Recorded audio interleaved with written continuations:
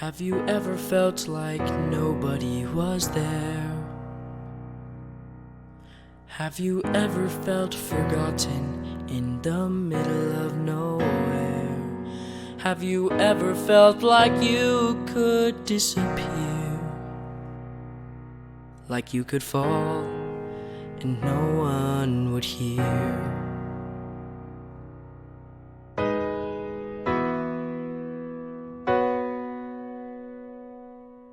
Well, let that lonely feeling wash away. Maybe there's a reason to believe you'll be okay. 'Cause when you don't feel strong enough to stand, you can reach out your hand. And oh, someone will come running, and I know they'll take you home.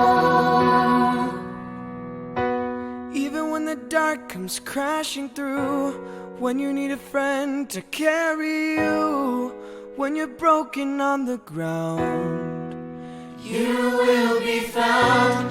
So let the sun come streaming in, 'cause you'll reach up and you'll rise again. Lift your head and look around. You will be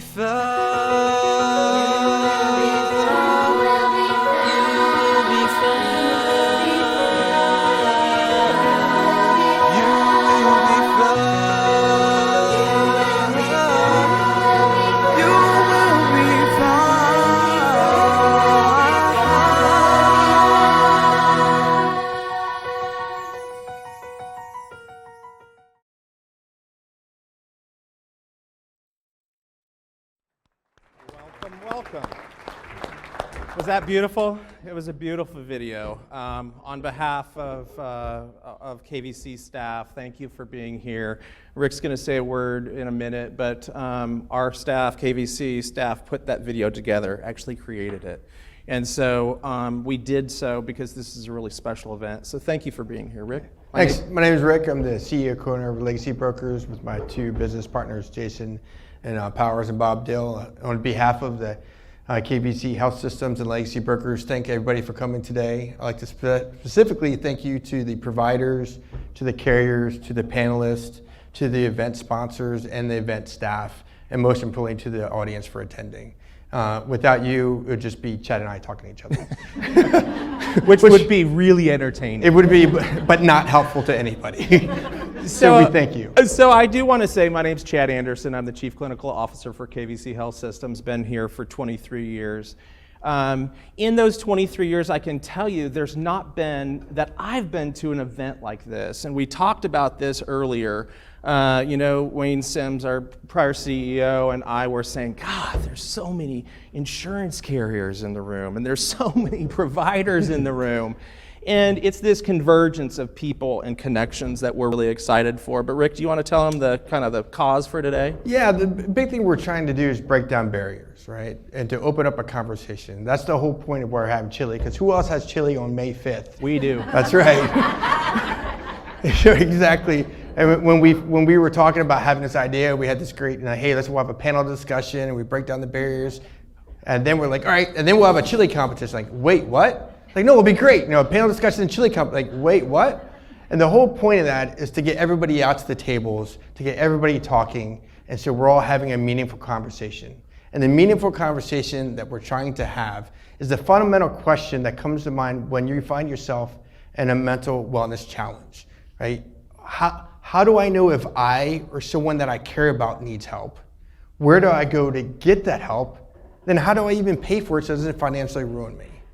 That's ultimately what we're trying to achieve today. And we're trying to achieve that in the panel discussion here, and then as we break bread out there and having the chili competition. So thank you. Appreciate it, Rick. Yeah. And the panelists today are hand-selected people who we care about and we know and we talk to and we have conversations. Most of us have worked together for 20-some years, and so it's kind of like a friendship group, right? We're all, I mean, I'm like, John Barnes is here, hey, here. And so it's a really fun, exciting opportunity for everybody to kind of come together, right? That's right, and then we ask everybody kind of dress down in a relaxed environment, because we're all in this together, whether if you're a therapist or if you're a carrier or provider. Everyone goes through multiple emotional struggles, right? And it's okay not to be okay, and we're all in this together. And that's what this is about. We're in this together. In fact, I call it a skit. We can do skits here. It's really a visual that I saw done on a YouTube video, but I embellished a little bit. So those of you don't know, maybe you do, but Rick is a retired Green Beret. Okay? Give him a round of applause. 20 years service, and we've got the VA here, and we've got some other folks, Patrick over there, go talk to you. But he's one of the stronger people, I would think, that I know, and so you work out still? That's a little hurtful. We just want to do this here right now, really? Yes, I work out, but no, hey, thanks for my anxiety. That helped, buddy. Good news, we got a bunch of therapists I can talk to afterwards. Rick, I happen to bring a barbell to work today. Oh, that's awesome. It popped into my car, and I thought, this is what we're going to do. How much Rick. I bench? Is right? Right? What's your good arm? I want you to lift that out to your side. And then I'm going to sit and relax. Like I'm back in I the won't military. do that. I won't. And so this, what is Rick feeling right now? Is Rick angry? Sorry.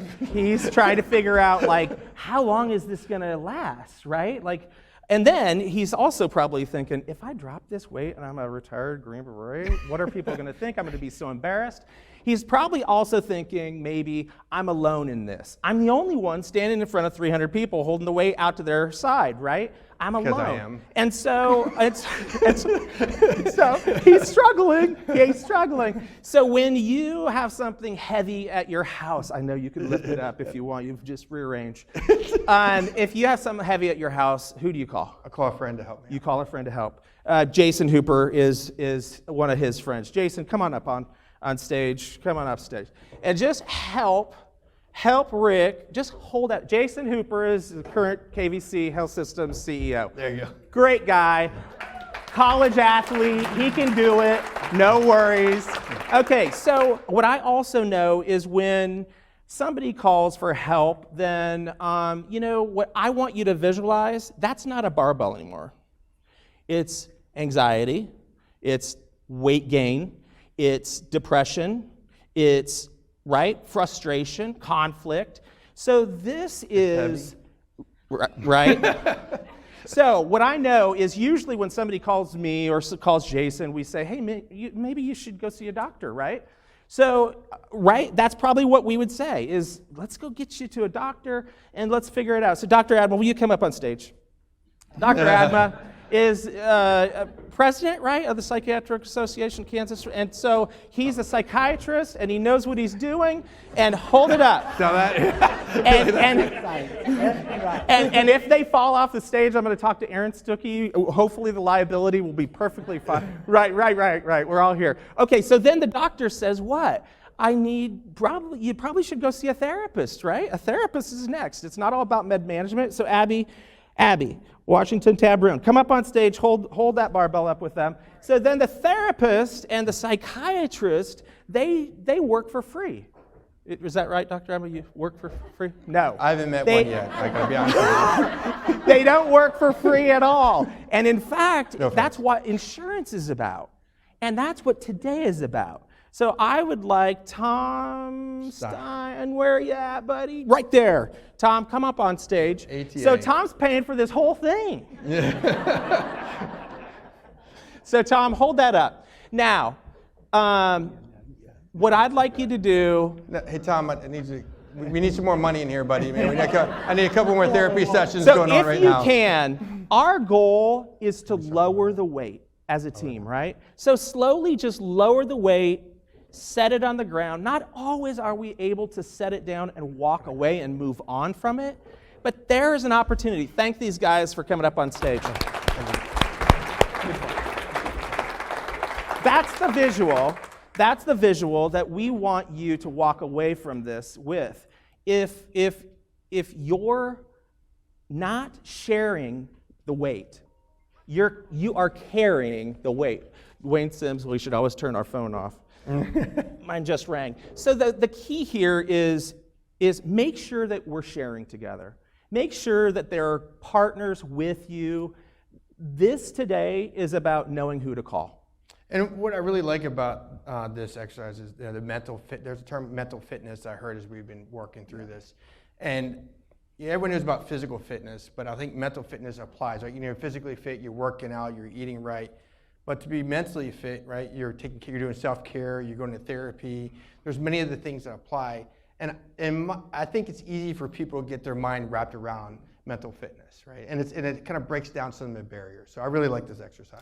Thanks, Rick. And I appreciate Rick being up here and holding the weight up. I think what we're going to do is grab... Jenny, I think you're up for the panel discussion. And I'm going to take this weight with me because... I'll bring the second barbell for tomorrow. So Jenny will come up on stage, and we'll begin to call our first panelists up. Okay, well, hello everyone. My name's Jenny Kutz. I'm our Vice President of Marketing and Communications here at KVC Health Systems. So great to see all of you all. We are very passionate about the topic of mental wellness here at KVC. Our team members across the country, every day, they help kids and families achieve mental wellness, and so we're excited to explore this topic with you all. So yes, we're going to bring up our first 5 panelists, and after I say their names, if they could just come up, just hold your applause for one moment until we've got them all on the stage. So our first panelist is going to be Dr. Sara Soden. She's a neurodevelopmental pediatrician and director of the Genomic Medicine Center at Children's Mercy, Kansas City. So Dr. Soden's coming up. Let's go to our next panelist. So the next panelist is Janie Yannacito, friend for a long time. Come on up, Janie. She's a clinical director of Children and Family Services for Johnson County Mental Health. Last night she emailed me and said, I have a bruise on my face. Will you please let people know? I was running and slid and fell flat on my face for an early morning run, and that's when I said, that's why I don't run. So Janie, I got your back. Okay, next up we have Tara Walrod. She's assistant principal of Timber Creek Elementary School, which is part of the Blue Valley Schools. So welcome to Tara. And the next panelist is Emily Snow, well known around these parts, Director of Behavioral Health Initiatives at Blue KC. Okay, and finally our 5th panelist is Kevin Timmons. Kevin is a parent. He's also the owner of Nick and Jake's Restaurant, which we all love, and founder and vice chair of For the Kids Foundation. So let's give all 5 of our panelists a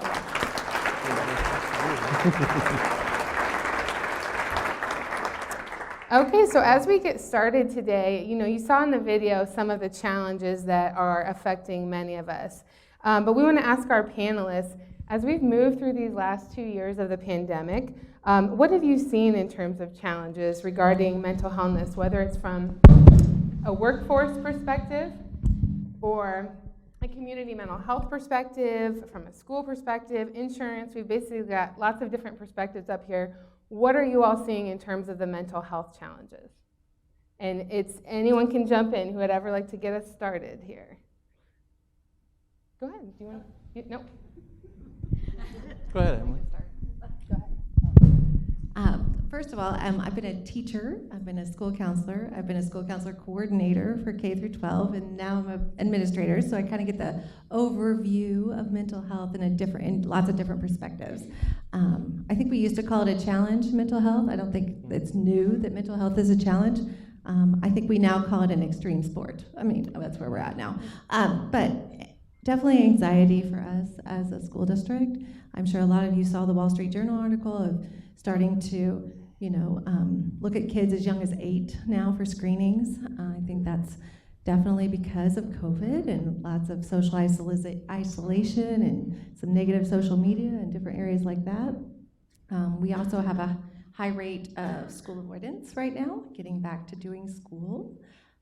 When I think about our educators, I think they're having some exhaustion around lack of learning, lack of social development. Like I said, just getting back to doing school. What does that look like? And then our mental health teams are busy. They're really busy right now. They're doing a great job helping our teachers with some trauma-sensitive practices and making it a priority at our schools, but I definitely think that would be another challenge as well. Emily or Kevin, can you comment on what you're seeing from a mental health challenge perspective? Sorry about that. We have seen, it's been very interesting because we have seen the mental health challenges rise since the end of the pandemic. We had a lot of employer groups to whom we offered multiple supportive trainings and just different types of support and free mental health well-being visits throughout the pandemic, and they weren't being utilized. But within the last 3 months, it's risen dramatically. So now we are really concentrating, and I've got my group over there, on working with our employer groups to help them understand that behavioral health is health, and to help support them and help in supporting their employees. So we offer mental health first aid to our employer groups for free. We'll train, we're working at Blue Valley School District and some other school districts. We do trainings, it's interesting, on fighting fair, and that has come up lately with some different employer groups. So it has really just risen more recently rather than during the pandemic.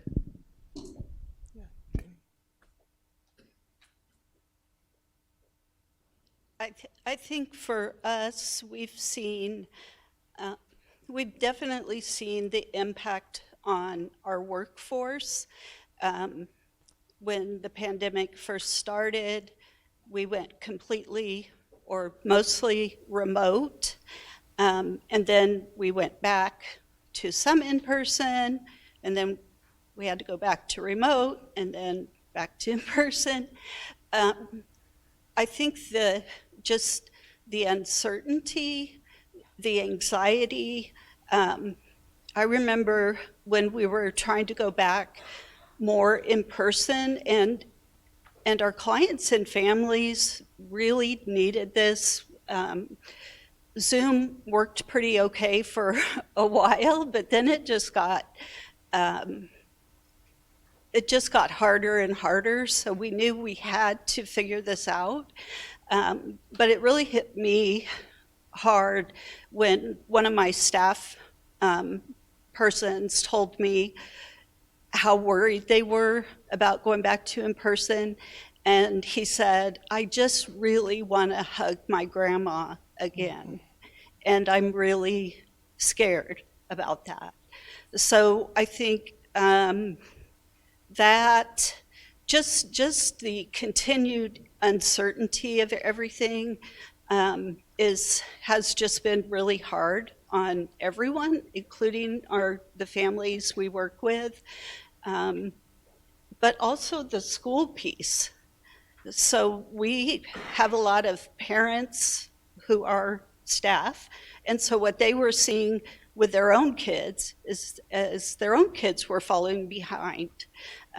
Plus we were hearing about this from the parents we work with. So just all of it combined, I think, was so hard. And Dr. Soden, do you want to comment on from your perspective? Sure. Is it still on? We can leave them on. It takes a second. Can you hear me? Go ahead. There you go. Yeah? Okay. Scarce resources. See, we're modeling mental health situation and sharing. So at Children's Mercy, I would say that there's not one part of our hospital system that hasn't been affected by COVID, of course, but particularly around the mental health impact of COVID on our young people and on our families. I was thinking about during the skit, I was thinking about, so if all those people that were holding up the weight also have children, right, in this scenario, and they're distracted by having to hold up the weight, and they're stressed by having to hold up the weight, and having to help other people hold up the weight. And all of these things just take a toll on children. And so what we've seen across the board is just a ratcheting up. The kiddos who do not have diagnosable mental health conditions but still have significant stress, all the way up through the kiddos that do have diagnosable mental health conditions but are much worse. And so we're seeing them on our inpatient units because they don't maybe have another place to go. We're seeing them in our orthopedic clinic where they're being screened for suicide and suicidality and saying yes. We're seeing them in our emergency departments waiting for assessments, really in every single part of our hospital.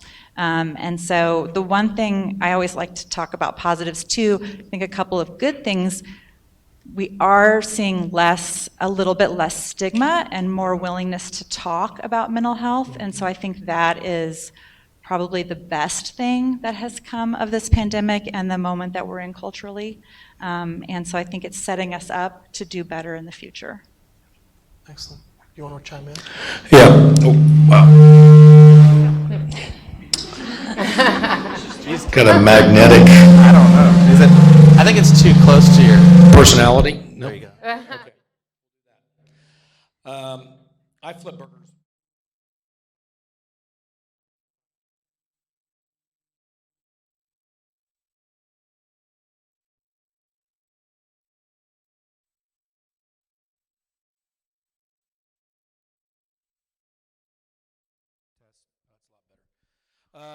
Kevin Timmons. I flip burgers for a living, and I'm not even sure why I'm up here. I will say this. We had a nice conversation as a panel before we came out, and just a little bit of background. We had 4 restaurants on March 17th, 2020 when the pandemic came, and now we only have 3. The week before, I was in Washington, D.C. as the acting chairman of the board of the Restaurant Association for both Kansas and Missouri, working on the Hill and meeting our congressmen and our senators and lobbying for things that were important to us. A week later, we're told we need to lay off our staff, and many of these people are a second family. For many of these people, it's their first family. We're told we have to lay off between 70 and 80% of our employees. So we have to make that decision, and then we find out later that those that were laid off actually ended up making more money than those that stayed. And that was hard for a lot of people to take. Getting through those first couple months, I will say, other than educators and other than nurses and first responders, the restaurant hospitality industry is the number 2 employer in this country. It's the number 2 employer in Kansas and Missouri. That includes hotels. And we employ mostly 20 and 30-somethings. And it was staggering. It's like shooting a dart at a dartboard in the dark. Everything was changing from day to day. And the unknown was just staggering for the employees. Not only were we shooting a dart at a moving dartboard, but the lights were off on some mornings. What are we going to do today? Well, you can only control what you can control. And that's what we had to tell our employees. And as they felt the anxiety from the unknowns, and as they felt the depression of not being at work and not being surrounded with all their friends, we had to engage. We had to engage while they were in the restaurant. We had to engage when they weren't in the restaurant. And we're going to talk a little bit later, I think, about the new normal and how they're doing now. But it was a challenge. And then if you also think about the employee level, think about that management level. Think about the hundreds and thousands of managers in this country who had to prepare their buildings every day, not knowing how much space they could have, not knowing how many people were going to coming in, knowing now that they had to create curbside and touchless payment and to-go, not knowing which employees were going to show up. So managing the stress to that manager was critical. because that transcends to the employees, and then that transcends to the other employees and the guests, and then that also transcends to home. So Kevin, you brought up a statement. I'm not sure why I'm up here. I think that's probably why you're up here, right? That this conversation, mental health and mental wellness is not just for doctors and therapists. It is exactly this. And not that I don't love all the docs and therapists on the panel, but I was so excited to hear from Kevin and Ann today on the panel because they have different perspective. And it is about exampling conversation with folks that you might not have conversation about mental health with. And so this is a perfect example of seeing how we can help each other have that conversation with that supervisor, right? You see the anxiety and the depression. I want to go on to our next question. We know that anxiety and depression have doubled. We know that suicidality is up by 60%. But if you were to name one aspect of the new normal that you think we should hear or know or talk more about, what would that be? And I see Janie nodding her head, so I'm going to jump straight to you. I think what we have also seen, which I think everyone has seen, is the Great Resignation. For us, and I think a lot of people in this room, our jobs depend on being face-to-face with people, a lot of times being in the community with people. And what I've seen with a lot of the people who left the mental health center, they are going to jobs that are set hours, daytime hours, and they're getting to work from home. And in a lot of cases, they're getting paid more than we can pay. And as I was thinking about this question, thinking about how do we adapt, obviously telehealth has become important for some parts of what we do, but it can't do everything. So how do we adapt? How do we attract people to this field when they can't work from home and we can't promise them 8 to 5 Monday through Friday jobs?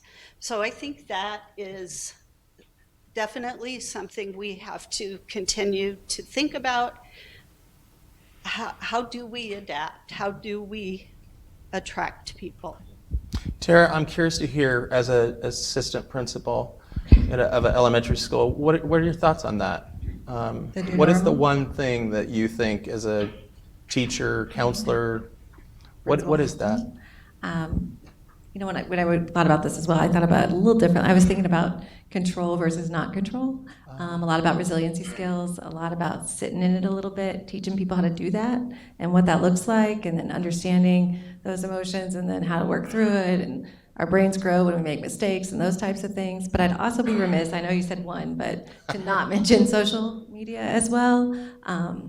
Our kids definitely have spent a lot of time on it, and there's been some too fast, too soon. And I'll speak as a parent as well on that. I mean, the dopamine rush and all those types of things they get from that is something else I think we need to spend more time on. So. Yeah. You don't have to just name one. I thought you said one. But I did. I like that you extrapolate. Emily, what are your thoughts? Well, somebody mentioned this a little bit earlier, and I don't want to be all negative about mental health. I believe that there is this tiny silver lining that has come out of the pandemic, and it is some removal of stigma. People are more comfortable talking about going to see a mental health professional. People sit in a room and talk about how they have to leave to go see their therapist. They don't lie anymore and say they're going to their dentist. And people want to learn how to help one another. And that has been the one small positive change that has come out, and we need to take that and run with that momentum and destigmatize this and remember that mental health is part of whole health, and treat it like we would treat someone with diabetes or with asthma, somebody who has depression or bipolar. We should think of them the same way, and that is our goal and our challenge, all of us as people who work in mental health or don't work in mental health, just to normalize it and to be able to talk about it. It brings this sense of relief from so many people when they hear another person say, oh, I've got to go see my therapist, or I have to get my medication refilled. Then they don't feel like they're all alone. It's brilliant. I love that. I was holding back from just raging, clapping, but I didn't do it. But it should get a round of applause at the end of this for sure. It's a beautiful thought. Dr. Soden? You know, I was thinking about this a little bit differently too, but one piece about the new normal, or at least I should say, I don't think we know what the new normal is, first of all. I think we're still finding our way sort of through the muck. And so maybe that's why it was a little bit of a hard question for me. But one thing I do think is very important about this moment of time that I want to remain cognizant of, and as well as, you know, the rest of us, is before the pandemic, we were really in this field pivoting towards prevention and early intervention and finding ways to reduce barriers and improve access to care and all the good things that we wanted to have happen. And we got kind of yanked out of that into this crisis mode, just like the ER doctors got yanked into, you know, figuring out how to manage the COVID coming through. We in mental health got yanked into figuring out what to do about this crisis that our families and patients were in. And so now that we are hopefully pivoting away from that a little bit, I really hope that we can get back to and get that bandwidth and that interest and momentum around early intervention, access, and prevention, because I think that's where we need to be. That's what the kids deserve, that's what the families deserve, and that's what we need to make happen. Love it. Kevin, what are your thoughts? Well, the new normal in our business is changing, and it changes all the time. We used to work real hard to hire a service staff that had great hospitality, that could manage 3 or 4 tables, that could win people over, and there were salespeople. They can get them an appetizer, they get them a drink, just came back from Washington again, and Senator Moran asked a question, what's the new normal? Just asked me this 2 weeks ago. And we're fighting for lunch business because so many people are working from home and they're not going out to eat. We're fighting for dinner business because the hotels are half empty, because there's not as much travel anymore for all these big companies. And we've increased our carryout business, which is paying the bills. But that's not why we hired these incredible employees. It's very difficult to add on a chili con queso when people are just already know what they're ordering, or they're ordering it online or through DoorDash. You can't add that personal touch, that salutation. You can't make them laugh. You're running out to their car, it's touchless payment, and they're gone. So in our world, the new normal is changing all the time. We've got a lot of employees that as they get to 25 and 26 years old, and I know Blue Cross is here, and United, and Cigna, and then after 26 years old, they don't have insurance. And you know, you look at Nick and Jake's, well, that's going to be probably a big portion of our staff. And even if we were big enough that we could provide good insurance, how much of that insurance is going to cover these kind of problems? So that's the new normal. The 20 and 30 somethings that are feeling like they need to talk to someone, and I know my wife Annie is going to talk about this in the next panel, but where do they go? Who do they talk to, and how do they pay for it? That's what we're here for today. And it also, we had a great conversation behind closed doors as a panel group, and Kevin brought this up too. You know, he was basically saying, gosh, you know, there's insurance carriers in this room, right? And is it okay if we have this conversation that you know, it's difficult to get someone 26 and everybody in the room, all the insurance carriers are like, yes, like we have to have this conversation. And that's just about today. It is, I told everyone on the panel, it's not as important what you say on the stage, it's what you talk about when we're off the stage and we're walking from table to table eating chili together. That's when real work gets done about busting down barriers and understanding each other and what it takes to have great insurance and provided health insurance. And that's inclusive of mental health. Jenny, do we have time for one more question? Yeah, I think we want to get to one of the next questions, which is, Rick mentioned it in the intro, this is one of the first questions we all have with mental health. So we want to ask our panelists, when does an adult or a parent know when they need help for themselves or for their child? Like, what is that sign? When should someone reach out to a professional? Can you guide us in that? Well, when your problem is affecting your relationships, your job, your ability to get up and get out of bed, or any activity of like daily functioning, that's when you go to get help.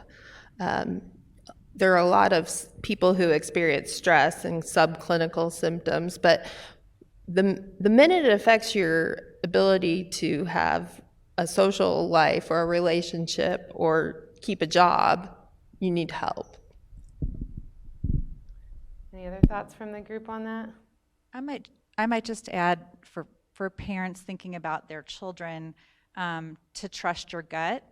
And we always encourage people to reach out to their pediatrician or to the counselor at school, you know, any number of sort of experts in your life, but sometimes it's going to take more than one. You know, you might hit it right on the nail and get that person who really understands what you're saying and is willing to help you problem solve and navigate this complicated world of behavioral health care. But it might take a few conversations to get to the right person, but there will be that right person who will, and you can tell, who's understanding you, who's listening to you, and is going to stand by you and help you navigate on behalf of your child. So I think for parents, it really is about listening to your gut and just sticking with it until you find your path. We lost our son to suicide in 2017. And there were signs. And there were signs. And when you watch this video and you watch all the things that are making that weight heavier, and you think about Ukraine, and you think about Afghanistan, those kids in the tent in Afghanistan, holy cow. And then kids are trying to figure out, what is there to live for? What's next? And they're surrounded by all this stuff. And a big part of it is from their phones. And they're saying to themselves, well, what is next? What is better? Is it going to get any better? And some kids are really good at hiding depression. I think my son was good at hiding depression. And the problem we had when we identified it is we were just managing medications, and we weren't managing really what the root problem was. It's hard. I mean, you, Emily, you said it right. I mean, when it really starts affecting your life, that's when you know. But you've got to be aware, and you've got to see it. And when this world starts coming down on a young Nick Timmons, and things aren't going well at school, and he's actually a semester off, and then he loses his job, and then he loses his girlfriend, and then all these other external factors in the world, and that little ray of sunshine gets smaller and smaller. And we've got to figure out before that happens when it's time to go visit professionals. Love you, man. Thank you. Other thoughts? That was one of those powerful moments. Absolutely, please do. Asking someone if they're going to hurt themselves doesn't make someone try to harm themselves. it is so important to ask your children, are you okay? Are you thinking about hurting yourself? That's not going to cause them to hurt themselves. And so the best thing you can do as a parent or a connection or a support is to talk and connect with those children and ask them what they're feeling and what they're thinking. We'll post a video.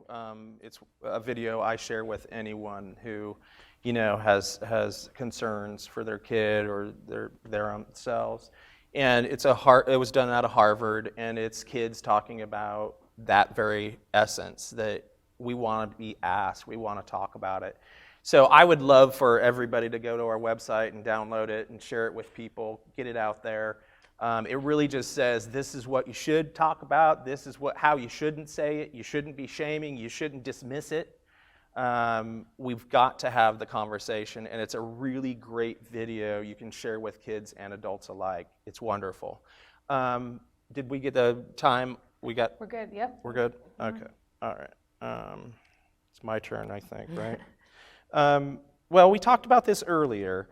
Why don't you think our communities, why don't we talk about mental health like we do physical health care? I had like a sebaceous lump right here. I swear to you, it was, I was kind of feeling it, and I thought, I showed it to my wife, and she said, well, you should go get it checked out, see how open I am. I'm open. And I would flip burgers for a living. Right. Sebaceous means. Right.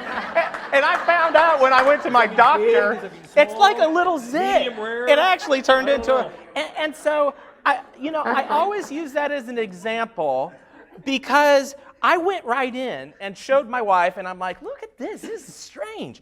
But then when I feel sad or depressed or anxious about talking today, I don't go to my wife and go, golly, I couldn't sleep last night, and I woke up, my eye was a little twitchy, what's going on, right? I don't go talk to my doctor about that. And I'm a therapist, guys. I'm a therapist. So talk to us about why we're not having that conversation. What is that? Janie, you're shaking your head too. What are your thoughts? I think that there is still a lot of stigma. I think I think the pandemic that was one of the blessings. It has brought mental health more out in the open, but there's still so much mischaracterization of what it means to have a mental illness or what it means to be depressed, that it's hard to overcome. I saw this cartoon recently, and it was this person asking another person who had diabetes, insulin dependent, and saying, why do you take medicine every day? That can't be good for you to take that medicine. How do you even know who you really are if you take medicine every day? Nobody would ever say that to someone with diabetes, no. But that's very common for someone with a mental illness to hear from family, friends. What do you think, Tara? Well, I think our teens and tweens are actually getting better because of families like this who are sharing their stories and doing a lot for our schools right now as far as getting it out there. I think we're doing a better job with integrating SEL, integrating mental health talks with our kids, making that, less of a stigma for them. I hear them say it's okay to not be okay, and I think that's amazing, and we've been trying to get there for a long time. I almost feel like we need to bring the adults along with us, with our teens and tweens who are saying it now, so that they can hear it, see it. I know we've done, all of Johnson County is doing Sources of Strength as a peer support group, 6 through 12, and I think that's been an amazing program that's got kids talking about all these things we're talking about, resiliency skills, and what do you have that is your source of strength to get you through these things. And that includes even, medication and different things like that. So our kids are doing it. They're starting to do the work, and we got to bring our adults along with us and get that stigma and no more of that snap out of it. Oh, we got to get rid of that idea. You know, it's not something you just snap out of. Well said. Dr. Soden? I think that we should also, so I agree with everything that has been said, especially about kids leading the way. We see this all the time. But I was also thinking that we should give ourselves a little bit of grace around this, because these are conditions that exist on a spectrum, and everyone has anxiety, and everyone has sadness, and everyone has even states of confusion sometimes. And so, or acts in ways that are uncharacteristic of them, gets aggressive or gets angrier than is normal for them. And so I think it's just hard, actually, to know when have these feelings and when have these behaviors kind of tipped over to the point where we need to do something different than sort of what we're doing in our normal day-to-day. And Emily talked about when it starts to affect your life, and that's definitely one of the, that's one of the ways we make diagnoses, is when these kinds of symptoms or features have started to affect your life. But like Kevin said, with kids, and when they're hiding it, we may not know. And so it's just hard. It's just hard to know when something has risen to the level of a problem, and that's why we have to just keep talking to each other, keep finding ways to, get our kids in the car. Kids talk when they're in the car. For whatever reason, they forget that they don't want to talk to you because they're just stuck there with you or whatever, especially if you can get their phone put away. Just find those ways to open the door, get that communication going, keep going, and be forgiving of yourselves and your family members if you're not quite sure whether or not you're okay. I think it's just hard. Yep. Well, in this first panel, we wanted to make sure we talked about the challenges facing families and employers today. Is there anything else we didn't touch on, or that you would like to add on just the situation we find ourselves in, or where we go from here? I acknowledge that we have a challenge with access to the professionals. As an insurance provider, we have a challenge getting access for our members. Personally, I have had challenges getting a provider for myself or a relative. That is a huge challenge, and we are all in that boat. It's not just one place or one insurer, it's everywhere across the board. I would just like to say that there have been good things, like people have talked about, that have come out of the pandemic. And one of the things that we found is everybody knows telehealth, but there are ways that can really contribute to getting mental health services to more people. One of the things that we've done at the Mental Health Center, all of our parent groups are virtual, and we've talked about should we go back in person, and we've decided that we probably won't, because parents are so much more able to get to the groups when they don't have to worry about who's going to care for their kids, or dinner, or transportation, or any of those things. So I think we have to look at what we did develop, maybe out of necessity during the pandemic, and how do we keep going with that? How do we keep increasing or building on that? The other thing I would say, just to kind of circle back to some of the hard topics around healthcare and insurance, is that we need to keep fighting for parity for mental and medical care. So we, as a leader of our mental health program, I spend an insane amount of time going around trying to get things funded with this grant over here and this county over here, and asking the legislator to fix this other thing, and going to wonderful foundations who help us make our work possible. The leader of our cardiology program doesn't do that. The leader of our endocrine program doesn't do that. The leader of our, cancer program, I mean, they have support, but they don't have to run around and beg for it all the time. And I could be seeing patients when I'm doing, instead of doing that. And people just accept that for some reason. Like, it's okay for mental health to have this kind of need for this grassroots, scrappy, figure out how we can get things done, world that we live in, as opposed to what it would be for the medical conditions where people just expect that care to be supported. And so I think we really have to keep fighting. It's like stigma is better in the culture, but it's not better in our systems. Well said. Kevin? That was really well said.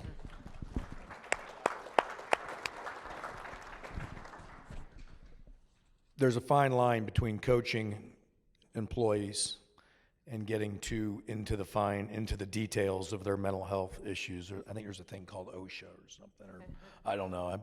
I'm always pushing those fine lines, but creating healthy boundaries is about as much as I'll tell my employees. And if they're having continual problems, create healthy boundaries with your friends, create healthy boundaries with your family, create healthy boundaries at work. If you're overworked, let's pull back. If you're not making enough money, maybe we can do more. Creating social boundaries with our phones. And it's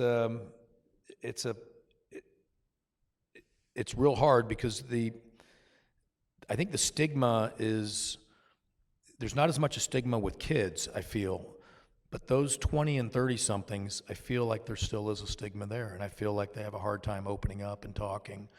And I'm not trying to really go a place where I shouldn't go, but people are like, hey, be careful, don't look like that, because KT's here today, and he's gonna say something to you if you look like you're depressed, if you look like you're upset.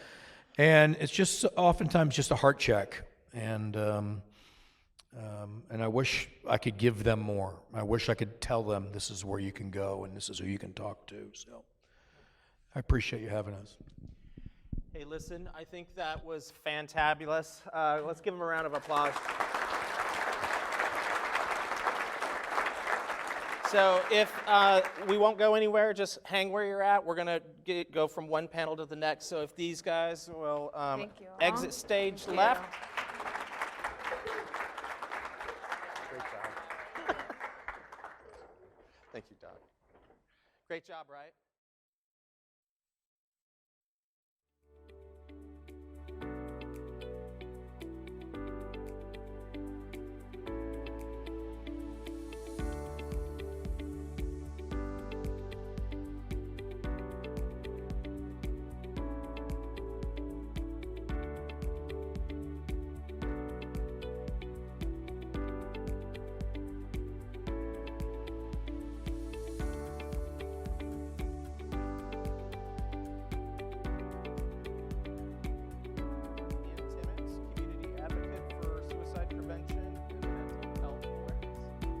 Okay, and our fourth panelist is Jessica Dubey. She's a behavioral clinical strategist with Cigna. She flew in from Connecticut. But I'm from Kansas. Yeah, she is. She is. I love that people are flying in. Another person who flew in, Dr. Abyssinia Washington Tabron. She's the Director of Wellbeing and Clinical Practice for KVC. Thank you for being here, Abby. Let's give our panelists a welcome. Okay, so obviously the topics of challenges and solutions are very intertwined, but we're going to try to shift a little bit here to some of the solutions and the resources and the help that's out there for families, for adults. So my first question is, how do we reach out for help when it comes to mental wellness? What are the different levels of support? Let's just start there. Where would a person start if they need support? Well, I can start. There are several different levels of support, and I think it differs depending whether or not you're talking about an adult needing help or if you're talking about children. So I'll speak to children and let somebody else speak to adults. When we're looking for help for children, it's really beneficial to utilize the individuals that are already involved in that child's life. So child goes to school, talk to the school social worker, school counselor, and they can connect you with some services directly in that community. They're going to be the best and the most appropriate for that child. Now, the different levels of services are vast, and so the first, I say basic level is outpatient care, right, which is 1 hour a week, 1 day a week for that individual and providing therapeutic services. And then you have the next level, which is intensive outpatient, which is going to usually be about 3 hours for 3 days a week. So that is somebody who has additional needs that can't be met by just appointment once a week. From there, there are day treatment programs where they would be going every day of that week, from Monday through Friday, to receive that mental health treatment. And then you get into residential care, which for children is a process to work through with the insurance company to get approval, and that average length of stay typically is around 60 to 90 days. And then if a child is an immediate risk to themselves or others, that's when we talk about acute hospitalization, where they would come to a place like KVC hospitals or Marillac or other inpatient acute hospitals for children to assure that they're in a safe environment and they can receive intensive mental health services until they're stable. Great, thank you. Good afternoon, everybody. So Sara talked about all levels of care in psychiatry, which is great.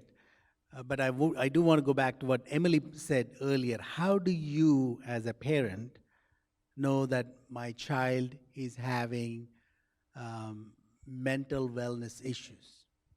And one clue is, the first thing any parent would want to do is to be able to sit down and have those conversations and get those input from those, car ride conversations to dinner table conversations and others. So having those conversations helps you guide as a parent to say, how is my child doing? Not just physically, but also mentally. And then one other guide that Emily pointed out is it affecting their relationships around them? That might be another clue as a parent to be able to say, yes, they are not socializing as much. They are not able to finish their schoolwork like before, and all of those clues that they usually give out. So that is where, instead of you got to look at those as red flags.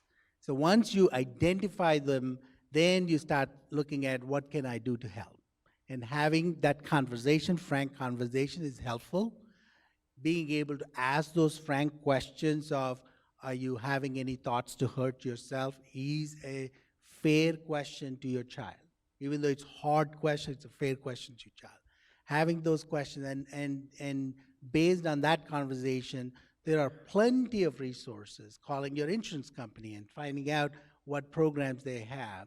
There's enough information online to say what resources are available in the community.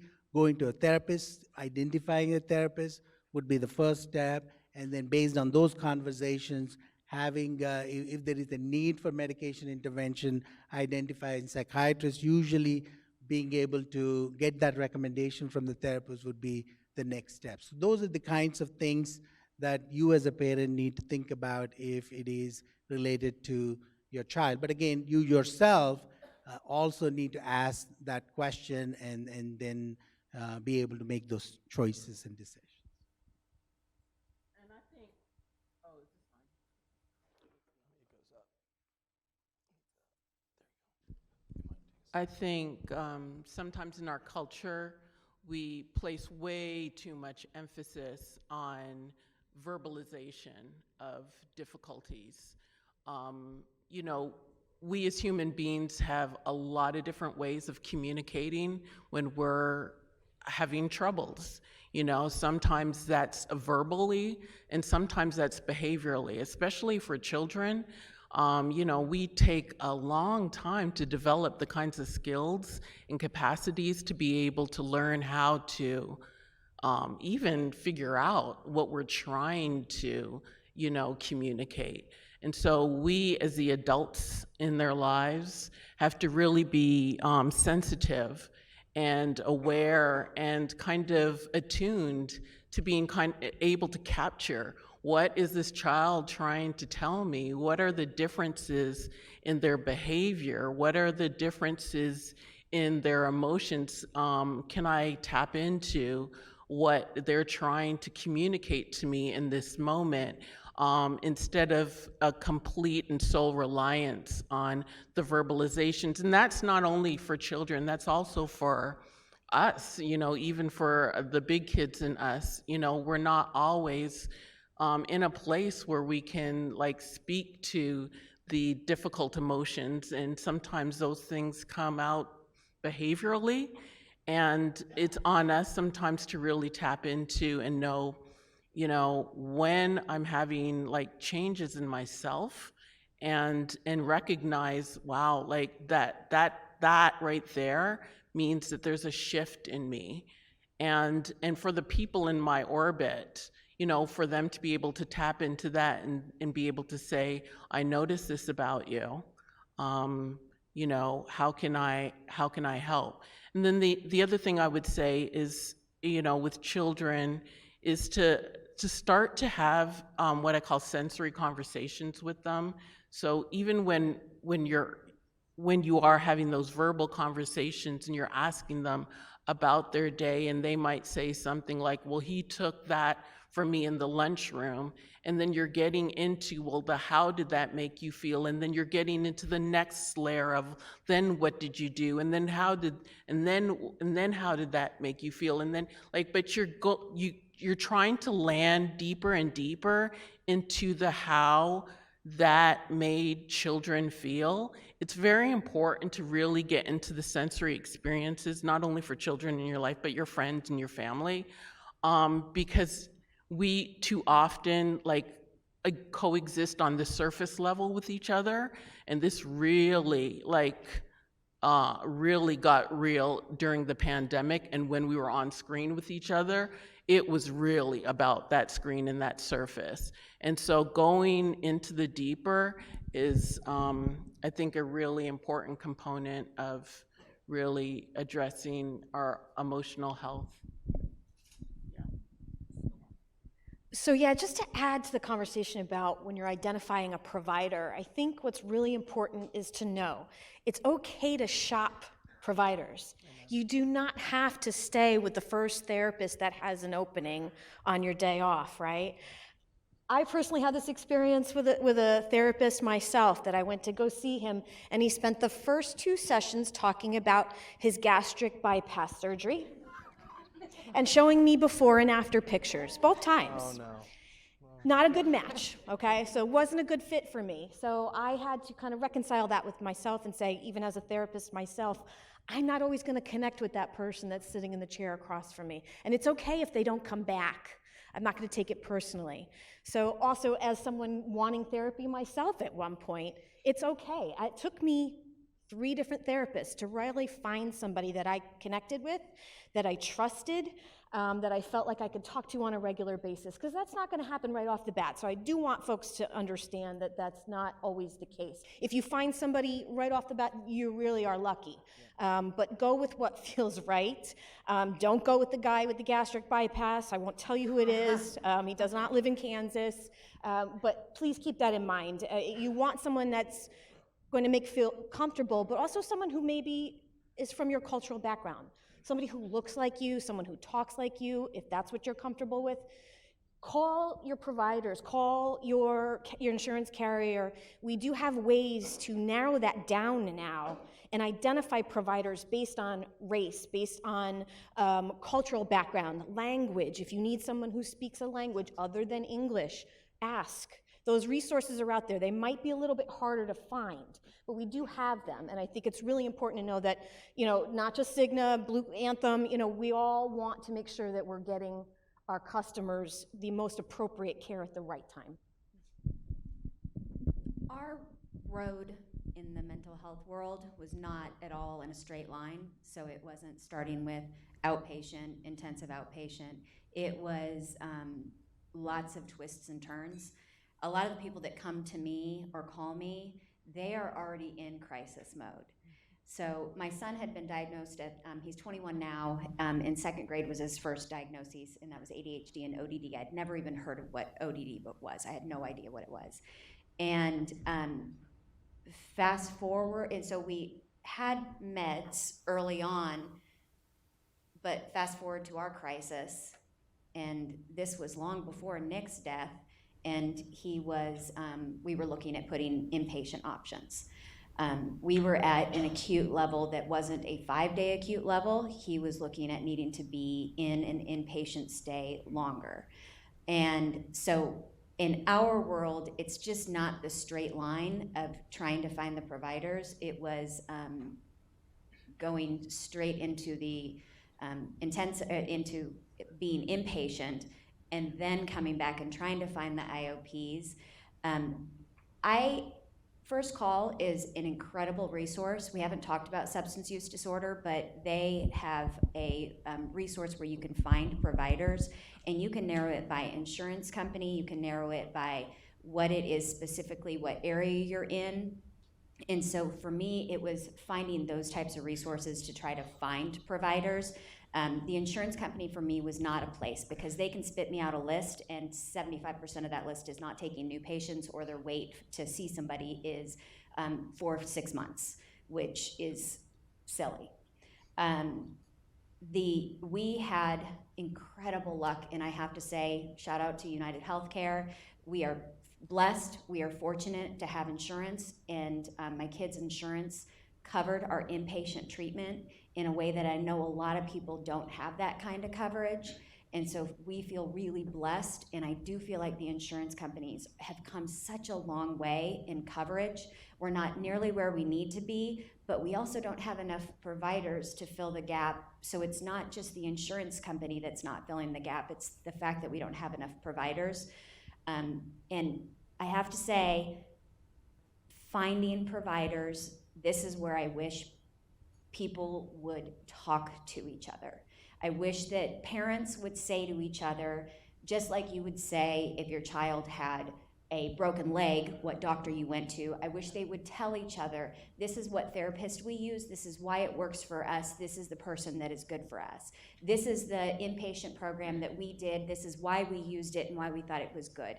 It would take, that's how so many of us find pediatricians, that's how we find so many things in our community, resources within our community, but we don't share those types of resources with each other, so it makes it doubly hard to try to get those referrals from our friends, which are the people that normally can tell us where to go when we need help.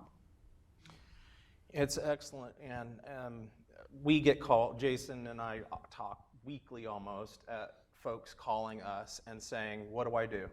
What do I do? I've got a 18-year-old son doing this and that, and we don't have a clue. I work construction. My wife is works at a hospital, and we don't know this world. And so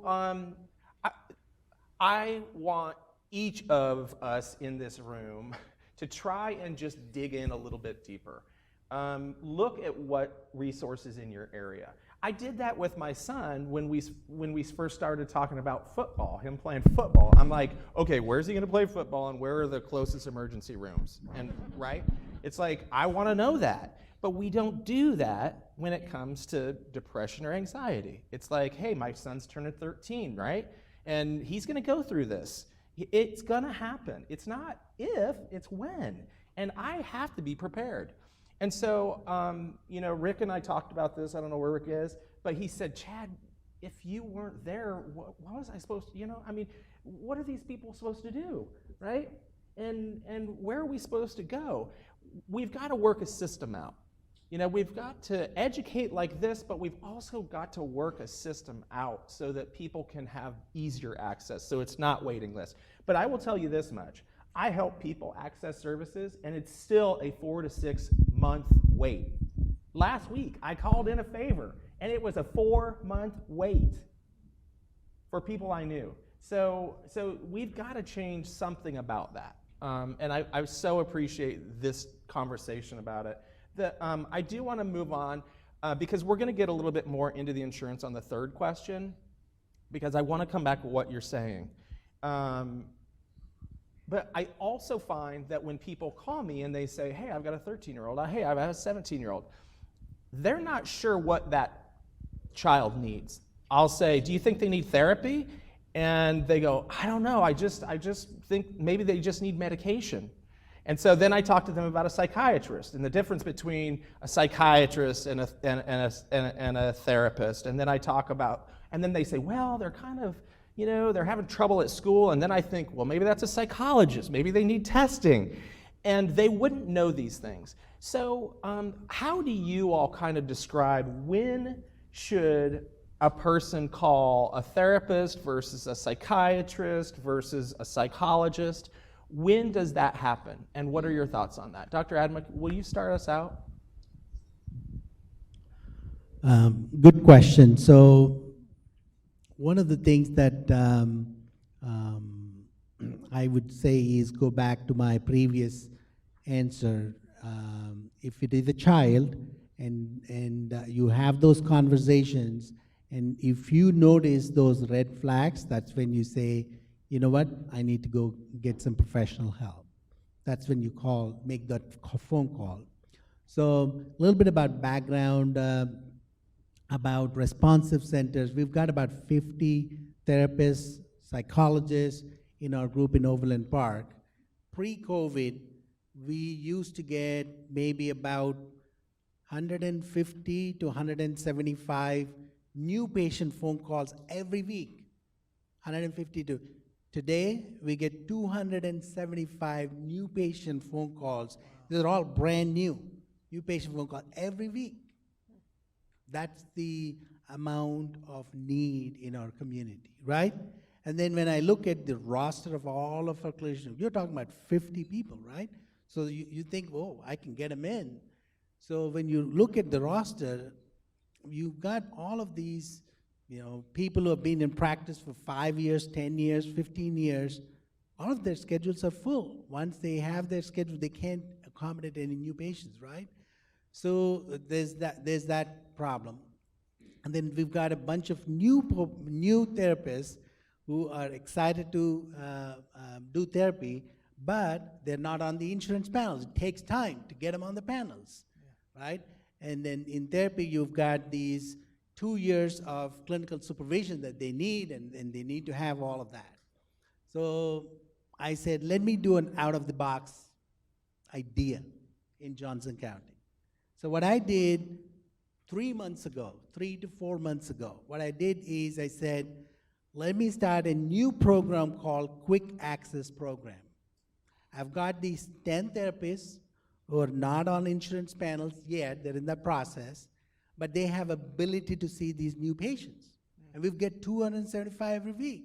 So I said, all of these 10 to 15 therapists, we will put them on a quick access program, which means if you have a call for a therapist and they're not on the panels, because most of the patients, they look for the panels, right? So they're not on the panels, we would say, whatever the insurance would pay, whatever the cost for the patient, we will see them for that same cost. Oh, wow. And the patients say, and then they say, when can I see the therapist? Next week. Wow. All of the slots are getting filled up.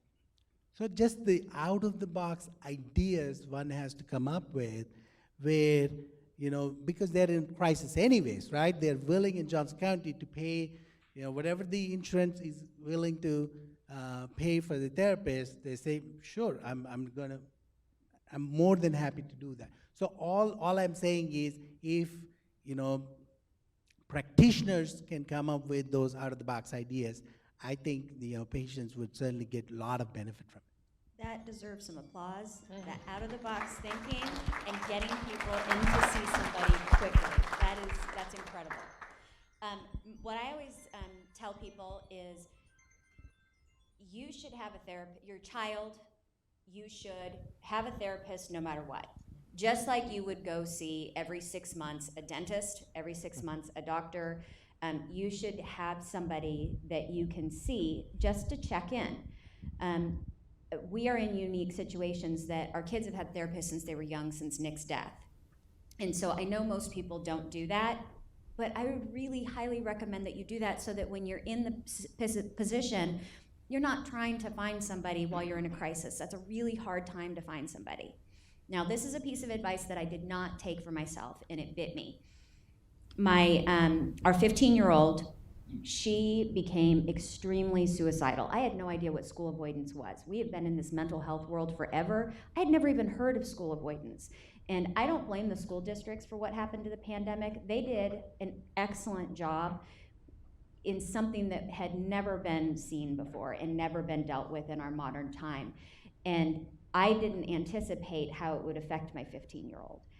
If I had taken my own advice and had her set up with a psychiatrist like she has a pediatrician that she sees once a year, once every 6 months, we wouldn't have been in the crisis that we were in, where I was calling anybody and everybody that I knew to try to get her in, and it still took almost a month and a half. That's a really long month and a half with a kid that's suicidal. So I would say start early, have somebody that you see, not because you need to, but because you might need to.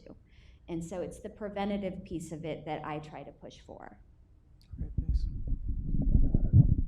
I want to follow up on this, because why I think this is such an excellent point is because one of the lessons we learned out of COVID, and it was more on the physical health side, was, if you got COVID, if you had pre-existing health conditions, your healing process was worse. You just had a harder time.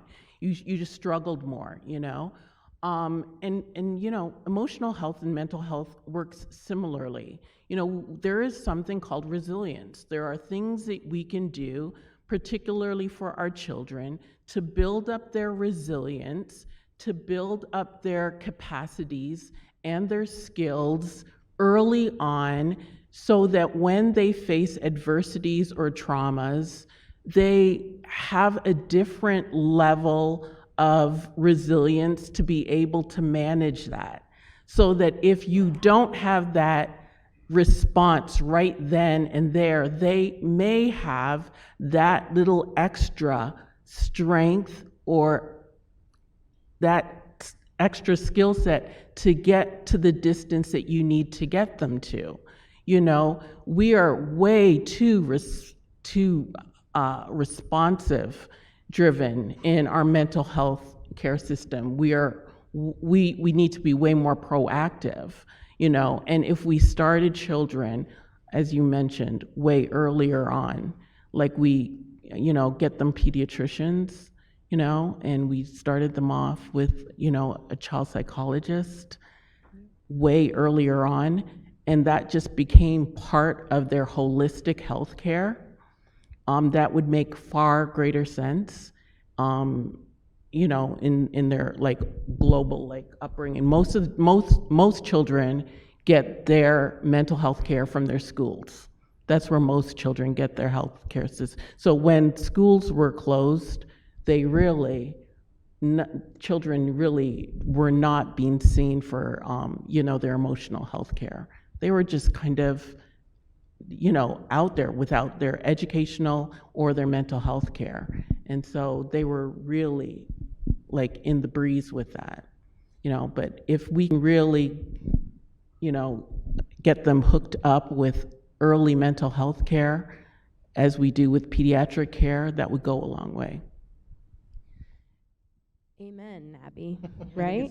What I would say, you mentioned that that's where children get a lot of their healthcare needs addressed, or at least spoken to. I just did a presentation a couple weeks ago that said 80% of children rely on the school system for that support and to know when they need help. And so I know the original question is what the difference between therapists, psychologists, and psychiatrists. I may or may not answer that question, but I wanted to speak to, I'm just joking, we're talking about the how long it takes to really receive treatment. It would be remiss of me to not say and mention that we don't want to have a child that's suicidal wait for treatment. They need treatment and they deserve treatment right now. right? So it's important for us to know as a parent, as a guardian, is when do we go get that help? Despite the stigma, despite the thought of that, oh, I'm going to have my child in an acute setting, inpatient setting, they're not going to be with me, I can't control the situation, as a lot of times we want to do as parents, myself involved. And so it's important for us to know that there are a lot of different ways that we can get our children into immediate help when those needs arise. And so if you feel your child is suicidal, a risk of harm to themselves or a risk of harm to others, you can reach out to your local community mental health center that can serve as a liaison with the local hospitals in the area. You can go directly to your emergency department, which is going to add an added benefit of getting addressing any sort of medical needs along with the mental health needs and providing that assessment, and then also serving as a liaison with the local resources, or even calling directly the child psychiatric hospitals, right? And they will do their best to ask you those initial questions, talk to you about bed availability, and doing everything they can to provide those immediate needs for children. So children can't wait, right? We cannot wait. And so understanding and knowing we all have the ability to get our children in and meet those immediate needs, it's at the forefront. And I know as parents with the pandemic and everything, we're all overwhelmed. We can all be really overwhelmed, but just knowing that those are some of the areas that we can really focus on and really tune into and go to when we're in a crisis, because we should not do crisis alone. So it's been really helpful. I'm not sure we did answer the question though yet. I don't even know what the question was. So that's funny. And yes, we loved it. Yes, I think. I would say this. Let me just wrap that question up. I often get called, and I often have people say, "We don't want to put them on meds. We don't want to put my child on medication." And so I have this conversation about med management with a psychiatrist versus a therapist. And oftentimes it has to do with how acute or how severe that youth is in crisis. If we can't get that youth into a therapist to help with cognitive behavioral therapy and restructuring the thoughts process, then I'm going to put my child on depressant because I don't want to take the chance of the wait before the cognition starts to process. So I'm going to give my son an early intervention. Listen, let's put him on this, let's give him some relief, let's get him into a therapist, let's work the process, and he doesn't have to be on meds forever. Like, we titrate that down. Dr. Adma doesn't want to keep kids on meds or adults on meds forever. The goal is to learn how to structure our lives in a way that our bodies can respond appropriately. Sometimes it can't happen just because of the chemistry of the youth, and you're on meds long term. So what? I'm on cholesterol meds long term. It's just deal with it. And so that's why I bring it up. It's an educational process that most people don't know. It's a struggle with medication. And we need to have more conversations about parents understanding psychiatry versus therapy. So let me take you back in history of psychiatry. 150 plus years ago, okay? If anybody of you have time to go to the museum in St. Joseph, Missouri. There's a psychiatry museum in St. Joseph, Missouri. So when you go there, you see what psychiatry practiced about 150 years ago. These are docs who went to medical school, got trained as psychiatrists, and then now providing treatment. So it's wonderful to look back at the history. So if somebody was psychotic at that point of time, again, long time ago, but still relatively new, so a psychiatrist would, or a neurosurgeon would, at that point of time, put burr holes in skull on either side so the demons in the brain would leave. That was their interpretation of these psychotic illnesses. You would see a chair with straps. So if somebody is manic, bipolar manic, you would have a hose of water They are tied down, and you would put because the demons will leave. So imagine where we were at that point of time, our understanding of brain, neurochemicals, and the changes we have evolved. So we have come a long ways from 150 years ago, and Emily's shaking her head. Maybe you might have visited the, yeah. So if you look at today and the practice of psychiatry today and all, it's just wonderful that we have so many options available, right? So if you have 100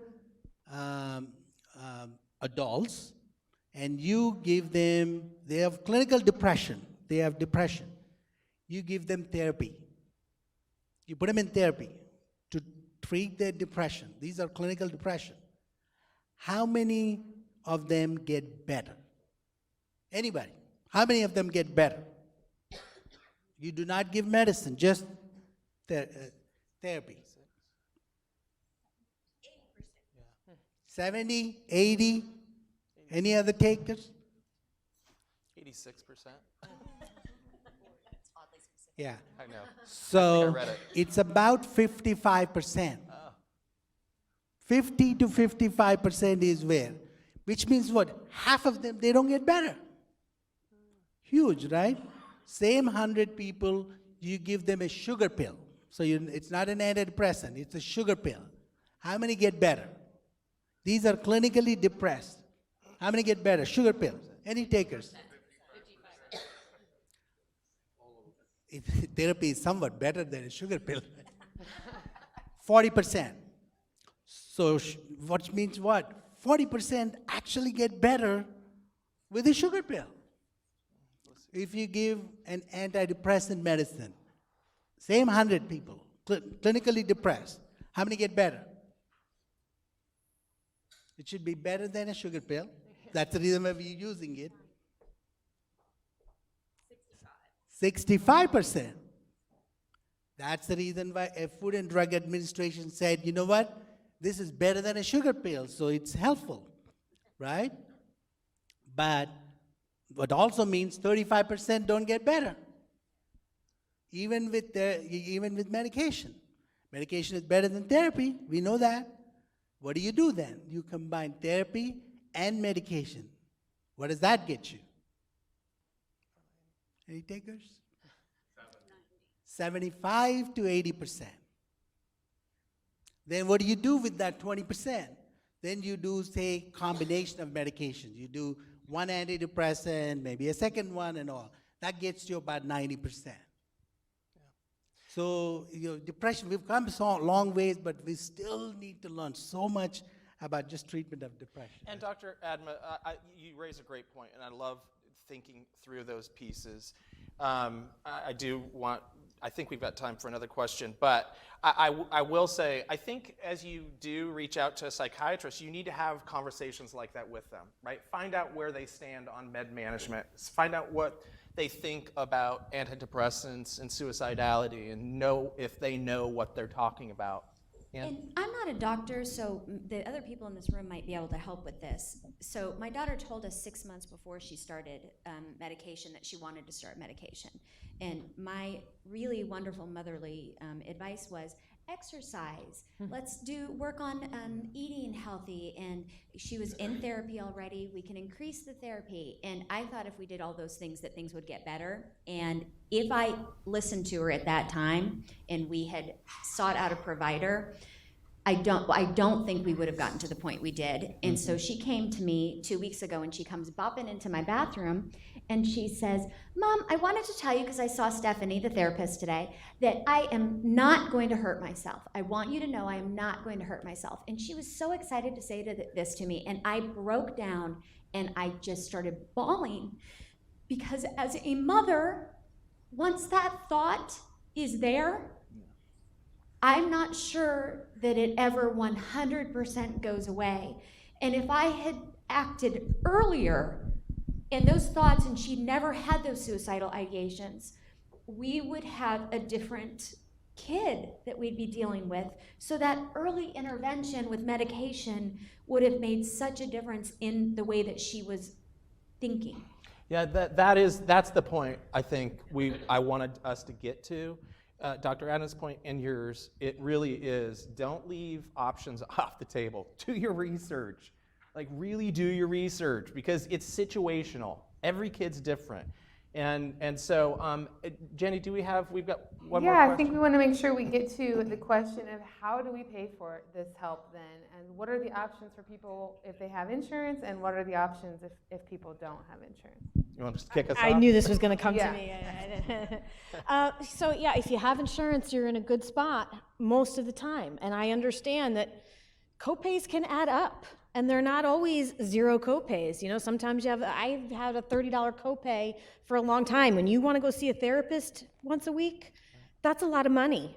For whether you're working, you know, even if it's a working person, that's a lot of money, right? So I wish I had a really good answer to say, oh, if you have insurance, but this is what you can do.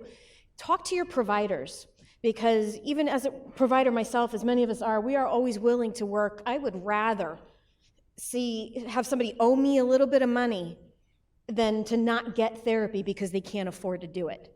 So, I mean, I could speak from a provider perspective. It's harder to talk from a perspective of a payer, or, you know, Cigna, or, you know, Anthem. Like, we all are kind of in that position, right, where we want to be like, don't worry about it, we got it. And I wish there was a better answer for that.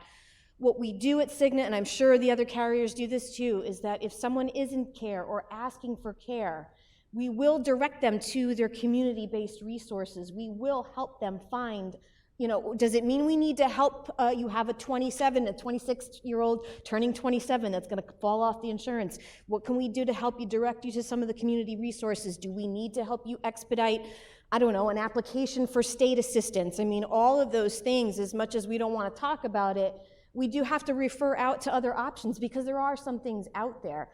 I know a number of the panelists earlier were talking about having to beg, you know, doing grants and that kind of thing. It really is a struggle. And I wish I really knew the answer. And I came from I did community work for 20 years before I stepped into a Cigna role. So, I mean, I get it as a provider, but I also get it as a Cigna person. How do I answer this question? And I really think that the community-based resources are sometimes just as valuable as going to therapy. The free stuff out there, utilizing, you know, the National Alliance for Mental Illness, NAMI, right? Supportive groups that are out there. I refer people to that all the time. When I talk to employers about what do we do with that population that's falling off their parents' insurance, but they're still living at home, you know, can be challenging. If you're fortunate enough to have an EAP program, anybody in your household can benefit from EAP services, which are free. That falls on the employer to pay for, right? Again, as someone who owns a small business, that's not exactly the easiest thing to provide for all your employees. So it really is, we try to focus mostly on our low cost or no cost options that are included in what you have in your behavioral health portion. If you do have Cigna or if you do have Anthem, it could work. I don't think we're all that far apart. I think we all offer very similar things.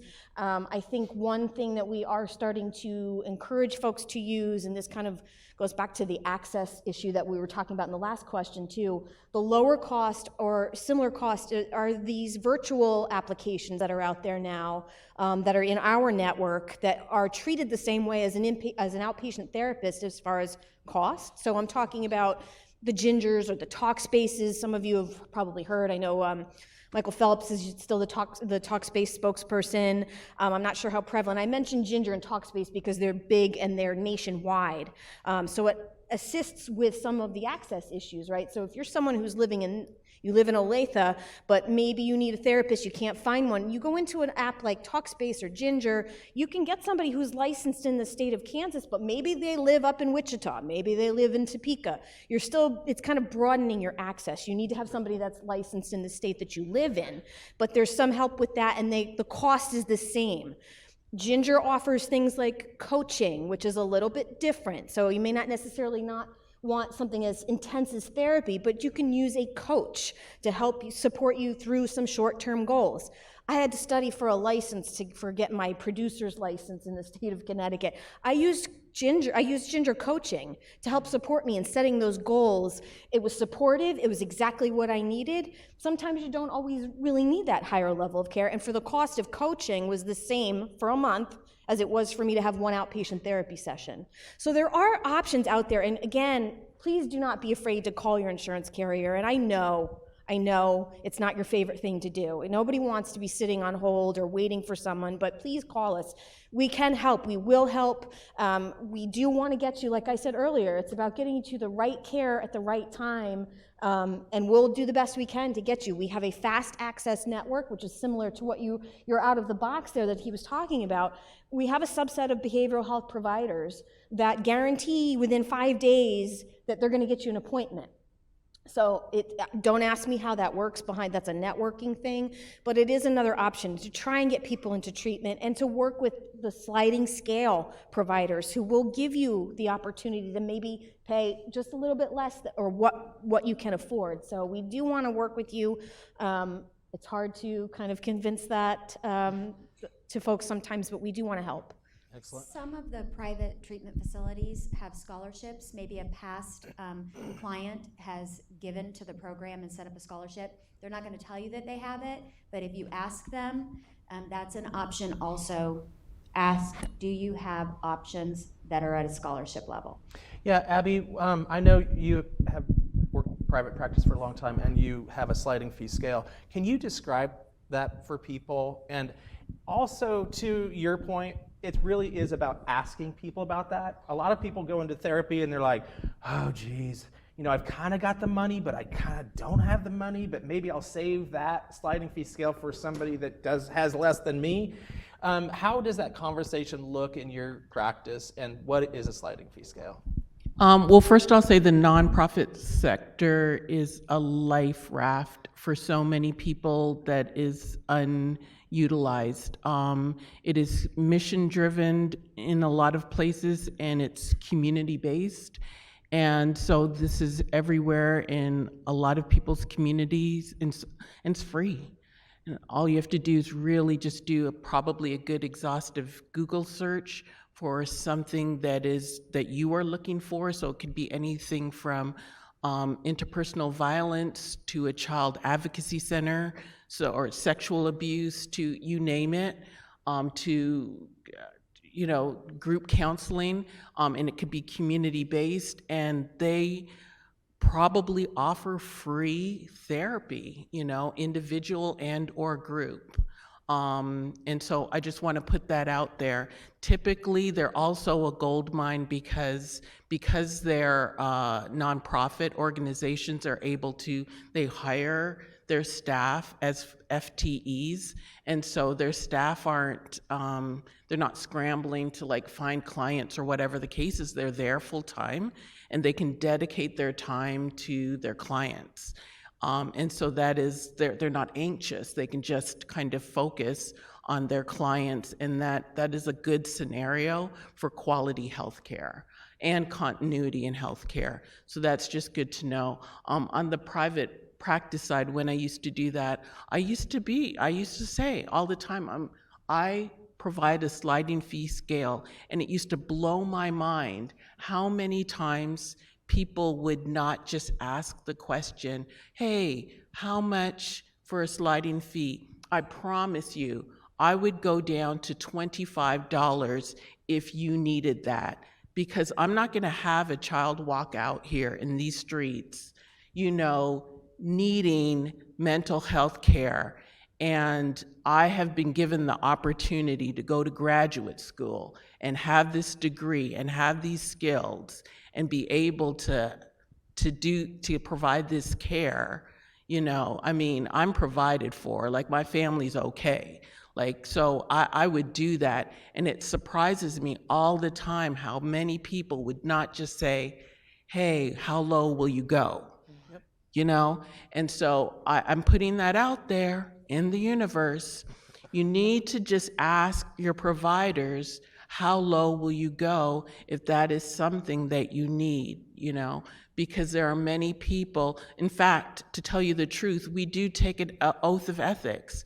And pro bono services is part of that. We're supposed to give back. That's part of it. We're supposed to do that. That's our rent for what we have, you know? And so you just ask. Well said. How much time, Jenny, do we have? Cool. 5 minutes or so? Yeah, so I want to open this up, and just maybe there's somebody in the audience that needs, you know, a direction in terms of, and I'm not going to take questions from the audience, but I just want to give direction as we talked a lot about insurance, and not everybody's on insurance. And so I thought, you know, Janie Yannacito with the Community Mental Health Center is there, and I really do want people that don't have insurance to know that part of what Janie does at the mental health center is accept non-paying clients, right? It is part of the county. And while they have to make budget and all, but that is what happens when I get someone who says, I need help, I don't have the resources, I try and connect them, and I also say, you need to call your community mental health center. If you live in Johnson County, call them. If it's Wyandotte County, and I have people I know there that we can talk to. Hey, Janie, how are you? She gets those calls from me, and it's okay, and she helps, and we connect, and we make things better. So I do want you to know, if you're a person in the audience and you're like, well, they keep talking about insurance and I don't have it, I want you to know that there are other resources out there available to you. The one thing I was going to add to, for a lot of hospitals, specifically KVC hospitals, we will never turn away a child or a family due to inability to pay. We're going to twofold help them, try to work with them to apply for Medicaid, or we're going to eat those costs or utilize other programs we have that help cover those sorts of things. So the ability to pay, especially in a psychiatric crisis, should never be a reason not to seek out those services. Well said. You want to wrap us up? Can I say one last thing? Yes. My daughter's friend had an eating disorder. It got bad enough that her heart stopped and she was hospitalized. When this happened, I reached out to the mother. The father had cancer. When he had cancer, we set up the meal train. We got weekly, sometimes, reports on how his cancer treatment was doing and how he was doing. And so when I reached out to her, when I found out her daughter had this eating disorder, it was a long text message of, if there's anything I can do, I have trusted providers that come well recommended. I can reach out to anybody you need to. Here's some support groups. If you think that these might be helpful, let me know what else I can give you. I'm here for you. I'm praying for you guys. And her response back to me, her text was, thank you, please don't tell anybody. Mm-hmm. And my heart broke, because we have come a long way, but we have not come nearly far enough when that parent feels so much shame, and whether she means to or not, it's okay to have an illness like cancer. That's heroic. But if you have an illness like an eating disorder, that's shameful. And that your child feels that. So I would urge everybody, have some open and honest conversations. You would be shocked at what people will share back to you once you are honest and authentic with them. We went to a dinner, and my son was incarcerated at the time, and I knew the question was gonna come, tell me about your kids. And I had made a conscious decision that I would be honest about everything that we had gone through, that I was not going to carry shame and guilt for where we were. And as soon as I said that he was incarcerated, the other dad said, our oldest son has had these same problems. He has been incarcerated also. Those authentic conversations where then you really get to know people. It's no longer these surface relationships, and people realize I'm not alone in this fight and in this struggle. Yeah. Yeah. We our tagline is we all need connection at KVC, and you know, the only way we can be safe is through connection, and that's connected with each other, connected with our insurance carriers. I mean, literally knowing who to call, when to call, is connection, and so today's event, and I'm just going to wrap us up because I think we're going to be grabbing chili in a minute. But I really heartfelt thank you. Let's give them one round of applause.